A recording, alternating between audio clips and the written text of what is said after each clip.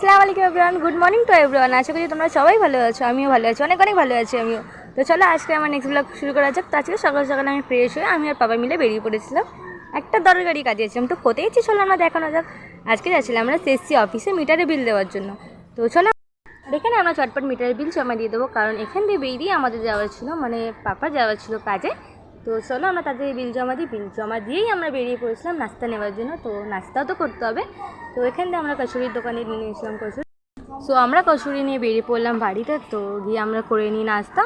আর নাস্তা করে নেওয়ার পরেই মা বলছিল যে ফ্রিজ পরিষ্কার করার জন্য। আমি ফ্রিজটা ক্লিন করেছিলাম। আর এখানে আমার মা করেছিল চিংড়ির দো পেঁয়াজা।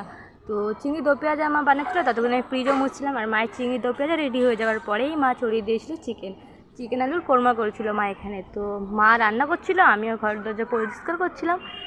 আর এখানে হয়ে গেল আমার মায়ের রান্না কমপ্লিট, আর আমার হয়ে গেছিলো ফ্রিজ মোছা কমপ্লিট। তো তোমরাই বলো কেমন মোছা হয়েছে ফ্রিজটা? একদম পুরো চাকাচাক। তারপরে আমরা করে নিলাম লাঞ্চ।